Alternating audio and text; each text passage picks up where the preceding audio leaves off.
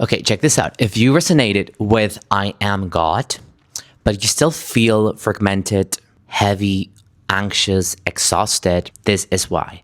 And this is part 2 of my new series where we will be decoding what God really is. What does I am God or God consciousness mean, and how the system is keeping you trapped so that you don't awake to this truth. Which means that you haven't failed at your awakening, and there's definitely nothing wrong with you. The Matrix is designed to make you forget that you belong to everything, forget that you are not separate, and forget that consciousness is shared, not isolated. So even when the mind remembers this truth, your body is still living inside a system that's been trained on fear, survival, and separation.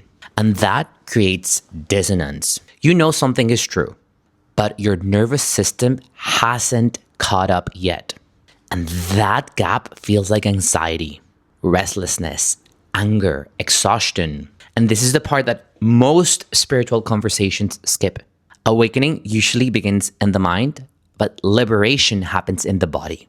The system trains us to identify ourselves as fragments, as separate, as individuals, competing truths, isolated survival units, because divine power doesn't flow through fragmentation, it flows through coherence. That's why remembering I am God doesn't necessarily feel peaceful at the beginning.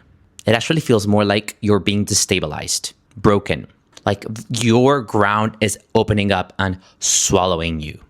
You could even feel at some point that you are betraying the system that you've been trained to participate on.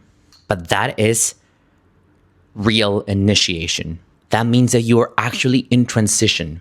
And the next step isn't more information, it's integration.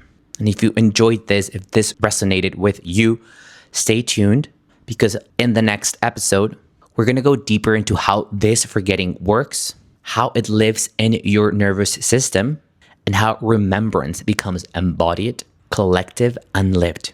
So make sure to follow along, because this is where the real work begins.